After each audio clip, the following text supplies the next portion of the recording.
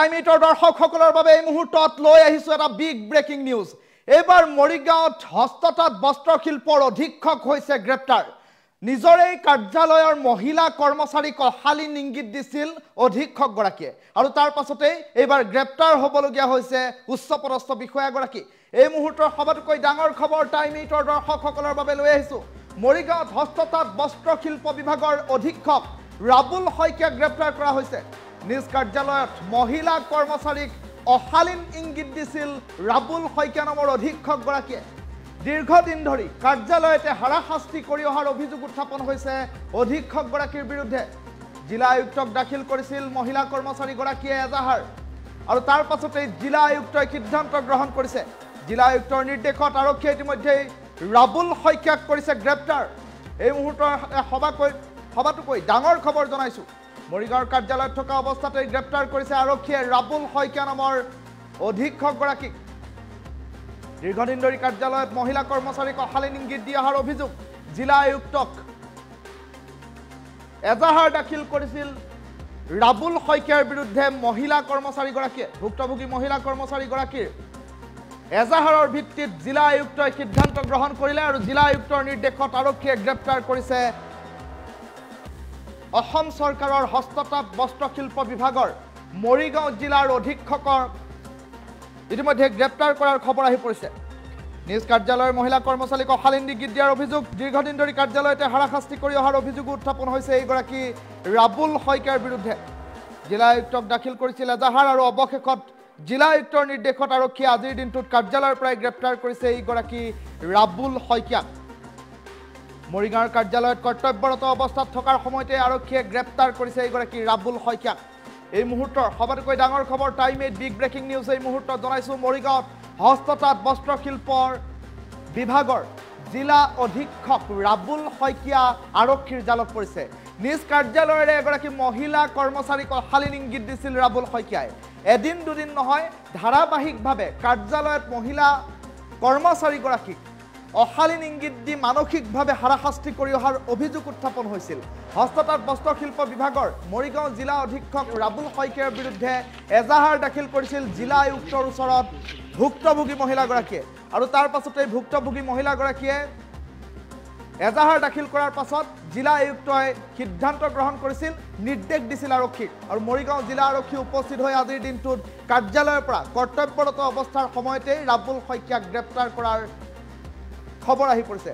টাইমেটৰ দুখনকৈ উইণ্ডত দুটা দৃশ্যাংশ দেখুৱাইছো। বাওঁফালৰ উইণ্ডত দেখুৱাই আছো এই দৃশ্যাংশলৈ মন কৰক। এই দৃশ্যাংশত থকা লোকজনৰ নাম হৈছে ৰাবুল শইকীয়া। মৰিগাঁও জিলাৰ হস্ততাঁত বস্ত্ৰশিল্প বিভাগৰ তেওঁ জিলা অধীক্ষক আৰু জিলা অধীক্ষকগৰাকীয়ে নিজৰ সহকৰ্মী কাৰ্যালয়ৰ মহিলা কৰ্মচাৰীৰ ওপৰত অশালীন ইংগিত দিয়াৰ অভিযোগ উত্থাপন হৈছে দীৰ্ঘদিনৰ পৰা আৰু জিলা আয়ুক্তগৰাকীক ইতিমধ্যে আৰক্ষীয়ে গ্ৰেপ্তাৰ কৰিছে। আৰু সমান্তৰালকৈ দেখিবলৈ পোৱা গৈছে জিলা আয়ুক্তগৰাকীক এজাহাৰ দাখিল কৰিছিল ভুক্তভোগী মহিলাগৰাকীয়ে। অতিষ্ঠ হৈ মহিলাগৰাকীয়ে এজাহাৰ দাখিল কৰাৰ পাছতেই জিলা আয়ুক্তই সিদ্ধান্ত গ্ৰহণ কৰা পৰিলক্ষিত হৈছে। মৰিগাঁও জিলাৰ জিলা আয়ুক্ত দেৱাশিষ শৰ্মাৰ মন্তব্য আছে এই মুহূৰ্তত, সেই মন্তব্য শুনাই লৈছোঁ। কি কৈছিল? এগৰাকী অকণমানি ছোৱালী বুলি মই মাত্ৰ 22 বছৰ হৈছে। সেই অকণমানি ছোৱালীজনীক হেণ্ডলুম এণ্ড টেক্সটাইলছ ডিপাৰ্টমেণ্টৰ যোনজন বড়োবাবু, সেই বড়োবাবুৱে ৰাতি কবিতা লিখে হেনো আৰু নানান ধৰণৰ ধৰি লওক ছোৱালীজনীয়ে ভদ্ৰলোকজনক নিজৰ পিতৃ হিচাপে ভাবে। লাহে লাহে তেওঁ যেতিয়া কিছুমান কাম তেনেধৰণৰ নিকৃষ্ট মনোবৃত্তিৰ কিছুমান কাম কৰিবলৈ ধৰিলে, ছোৱালীজনীয়ে কথাষাৰ লাহে লাহে উপলব্ধি কৰিছিলে। সেইদিনা বৰষুণ দি আছিলে, যোৱা পৰহি, আৰু বৰষুণ দি থকা অৱস্থাত তেওঁক লিফ্ট এটা দিলে, আগবঢ়ালে লিফ্ট দিলে। লিফ্ট দিম বুলি যেতিয়া ঘৰলৈ লৈ যায়, সেই ঘৰলৈ লৈ যোৱা অৱস্থাত অত্যন্ত কিছুমান অসভ্য আচৰণ সেই ভদ্ৰলোকে, সেই অভদ্ৰ লোকজনে কৰে।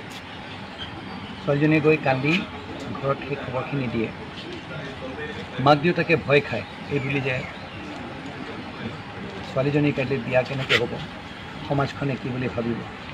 আজি আপুনি ভাবক কিমান দুখ লগা কথা, আমাৰ সমাজখনত এনেধৰণে নিৰ্যাৰিত নিপীড়িত এনেই আমাৰ মহিলাবোৰ, আৰু তাৰ ওপৰত এজনী আমাৰ সমাজৰ এজনী অকণমানি ছোৱালীৰ ওপৰত এনেধৰণৰ এজন বিভাসে এনেধৰণৰ ব্যৱহাৰ কৰাৰ পিছত সমাজখনলৈ ভয় খাই পিতৃ মাতৃয়ে কমপ্লেইন দিবলৈ ভয় খাইছে।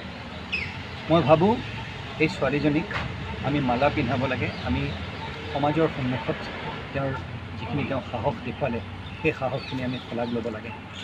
আমাৰ ওচৰলৈ যেতিয়া খবৰ আহে আমি এই ভদ্ৰলোকক এই অভদ্ৰ লোকজনক আমি মাতি পঠিয়াওঁ আৰু তেওঁক তেতিয়া ইয়াত আমি এৰেষ্ট কৰি ৰাখিছোঁ। পুলিচ ইতিমধ্যে আহিছে আৰু তেওঁক এৰেষ্ট কৰা হ'ব আৰু বিধিগতভাৱে তেওঁৰ বিৰুদ্ধে যি পানিছমেণ্ট হ'ব লাগে সেইটো হ'ব। আৰু আমাৰ মৰিগাঁও জিলাত ধৰি লওক এনেধৰণৰ যদি কিবা কাৰ্যকলাপ হয় সেইটো জিলা প্ৰশাসনক তথা পুলিচক জনাব লাগে। আৰু মই আমাৰ প্ৰতিগৰাকী মহিলাক এইষাৰ কথা মই ক'ব বিচাৰোঁ যে প্ৰতিটো অফিচত এইটো চৰকাৰী হিচাপে এইটো সম্পূৰ্ণভাৱে এইটো কটকটীয়া কৰি দিয়া হৈছে।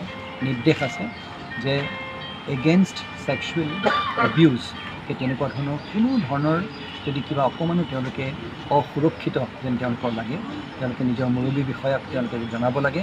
আৰু সেই মুৰব্বী বিষয়াজনে যদি সেই নিৰ্যাতনকাৰী বা সেই তেনেকুৱা ধৰণৰ সেই পিশাচ প্ৰকৃতিৰ মানুহ হয় তেতিয়াহ'লে আমাক জনাব লাগে আৰু বিধিগত তাৰ ব্যৱস্থা আমি নিশ্চয় ল'ম।